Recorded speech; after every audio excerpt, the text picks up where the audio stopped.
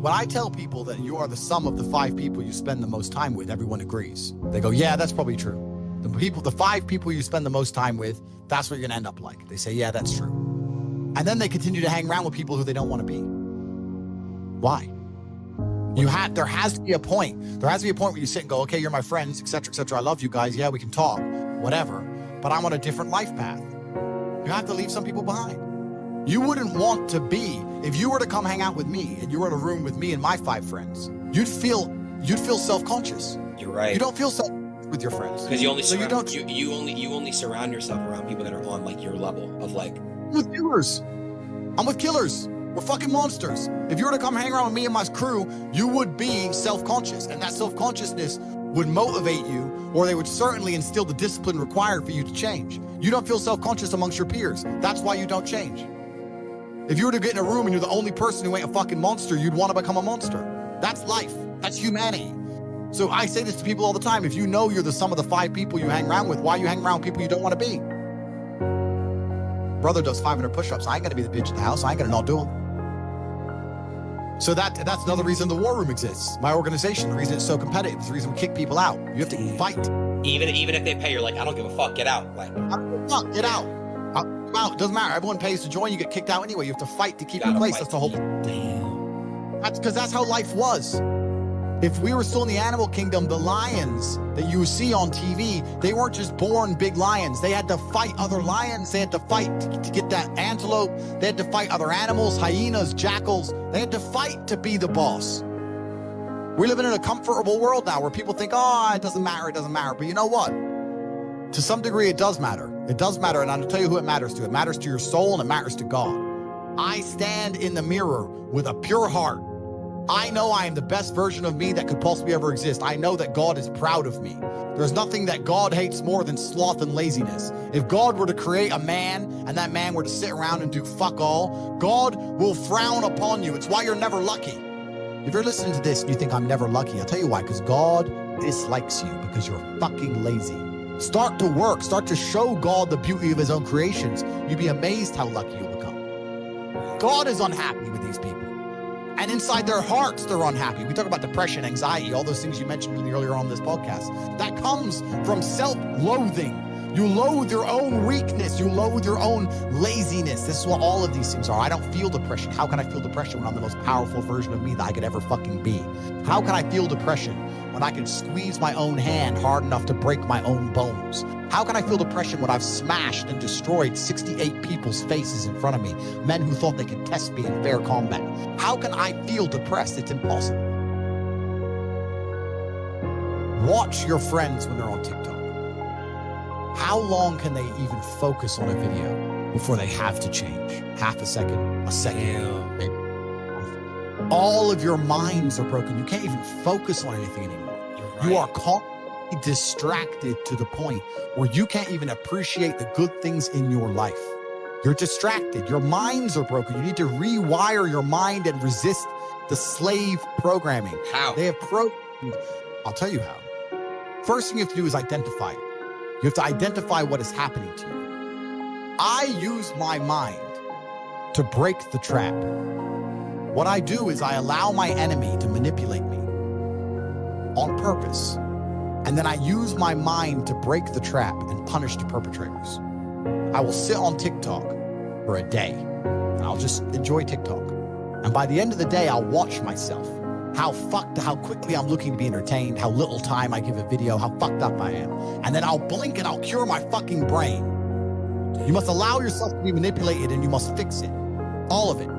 You just talked about not appreciating the things you have. Then blink and cure your brain. It's not difficult. There's just no competition because everybody's fucking distracted. They're getting distracted by this, distracted by that, watching fucking Netflix, jerking off to Pornhub like fucking jackasses. It's so easy to win if you can control your own mind. But it seems that nobody fucking can. And that's how the people who run the world keep the world running, because they have all the slaves exactly where they need them to be, permanently distracted and semi-depressed, working their asses off in jobs which will never satisfy them and never pay enough money. That's the matrix. Do what I'm supposed to do. It's not a matter of how I feel or how I'm motivated. If I was depressed, it's impossible, but if I was depressed, my life would be, and the day-to-day activities would be exactly the same as if I was ecstatically happy. You wouldn't be able to see a difference. I'd be up at the same time. I'd be in the gym the same. I'd be doing the same shit. Those are my duties my duties to God. How I feel has nothing to do with it. Completely unrelated. How I feel is unrelated to my duties to God. They don't change based on how I feel. They're the same. And they will be completed because I refuse to fail God or my bloodline. You could take 150,000 of these people and travel back in time and stand them in front of their ancestors. And their ancestors who fought fucking saber-toothed tigers or escaped the Mongol hordes or managed to dodge bombs in the Second World War. All the shit they went through just for this fucking cretin to be born. And to look at him, who he is, listen to his life story, listen to what he does on a day-to-day basis, and they would feel nothing but fucking shame. Your ancestors did all that shit, all that struggling to survive, hunting and gathering, fucking avoiding enemies, anything it took, dying at age 30 from a tooth infection, all the crap they went through just for you to be born so you could smoke weed and jack off. That's what your ancestors died for. That's what they worked so hard for. If you were born 100 years ago and it was the 1920s, you'd be in some ditch in northern France, living in the fucking mud, hoping not to get killed by a random sniper in some bullshit war you barely understand for 4 years. Then you'd come home and hope your wife hasn't been bombed. Yo! You understand? But that's the world. That's the world. The world has become exceptionally easy for a lot of men. It used to be a different place. Most men were cannon fodder. Most of us would have ended up in wars, dying for fucking no reason. Damn. Now we don't have to do that. So because we don't have to do that, men think it's okay to just become comfortable now. You're not supposed to be comfortable. You were never evolved to be comfortable. You're supposed to be uncomfortable. Right. And if you make yourself uncomfortable constructively, it's very easy to be anything you want. I find it amazing that people will sit there and spend all their time upgrading that character, making as much money as they can, getting the best guns, getting strong, getting some hoes, meeting important people, getting the best car. They'll do all that in a game, but they won't do it in real life. I find that incredible. My life is GTA. I don't need to play a game for GTA. If I want a gun, I'll fucking buy it. If I want a car, I'll fucking buy it. I want a bitch, I'll get her. It's me. I am GTA. I don't see why people play the games. They play the games because they're scared of loss. Because if you die in the game, you get another chance. If you lose in the game, you get another chance. In life, you get one shot. Damn, But if you get some balls, that's what life is as a game. That's what life is as a man. This is one big video game. You get to upgrade your character. You're not born with any value. All these women that you just put me on with are born with value. They're pretty already. They're gorgeous already. They're good looking enough. Even if they're a 5, someone's going to give a shit they exist because someone wants to fuck them. As a man, if you don't make yourself valuable, you have no value. You have to get up and do it. Just like a video game, you start with fucking 0. You have to decide if you want to complete it. You have to upgrade your character. So I find it amazing that men are going to play video games and fuck about and waste their time instead of upgrading their character. Everyone knows what to do. You know what you have to do. You're right. If you had to become the most dangerous, intelligent, respectable man on the planet, you know you're supposed to go to the gym. You know you're supposed to train, learn how to fight. You know all these things. You don't do them. That's your decision. It's your prerogative. I didn't make that choice. I made the choice to do it all. I decided on it. And every single man watching this can do the exact same thing, which is why I have very little pity.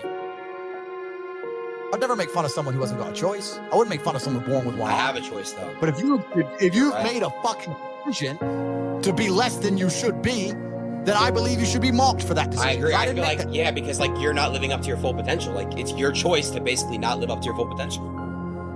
Completely. And me as a man, when I put myself through hell, when I have had such exacting, such stringent standards for myself, why would I then have less exacting, stringent standards on the people I meet? Why would I put myself through hell, be me, and then meet someone who didn't put themselves through hell and then treat them like my equal? No, fuck you. I suffered when you didn't. So you're not my equal because you decided not to suffer. You have enjoyed comfort when I haven't, and that's fine, but don't expect me to look at you as my equal because you're not. I'll snap your fucking neck.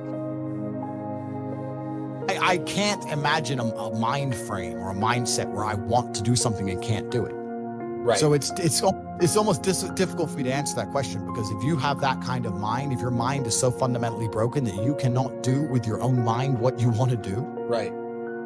you know, like that, then you're just fucked, right? Life is hierarchical. There's always going to be kings and there's always going to be peasants. If you have a mind that you can't control, then you're never going to be a king. You're going to be a peasant. That's your life. You have a peasant's life ahead of you, and that's your destiny. Enjoy, right? There's always been peasants. That's life. But I believe that the most important thing you can do as a man is to gain control of your mind. Once you have control of your mind, life is so ridiculously easy. It's so ridiculously easy. It's so easy to be in. People say to me, Tate, you're in good shape, but all you do is drink vodka and travel the world. You're never even home. You never even have a gym. How do you do it? It's ridiculously easy if you control your mind. If I decide to do 1,000 push-ups, I'll do them. Maybe I have to do them one at a time. Maybe I'll get tired. Maybe I need a break. I'm going to do 1,000 because I said I'm going to do 1,000. It's not fucking hard. Everyone knows what they're supposed to do. Once you control your mind, it's easy, right? Getting over a breakup with that bitch. You miss that girl, you're upset, you miss her with all your heart, da-da-da. But once you realize she's gone, if you control your mind, she's gone now. She's gone now, gonna miss her. That's a shame. Off to the gym. But like, you either control your mind or you don't. And all of these things stem from the same problem. It's something you can do. It's something that is learned. It's something that is taught. But it's something that I needed to survive. So for me, it's easy, right? It's all I've ever known. Right. But people have they don't need it to survive, so they never develop the skill. That's just how it works. At the end of World War II, when men went to Europe and saw unspeakable horrors at the end of World War II, did they all come home and need therapy, or did they all come home and get back to life? Back to life. Because everyone was taught to have a mind that they control because they needed it to survive. There's no one else. That's how life worked back then.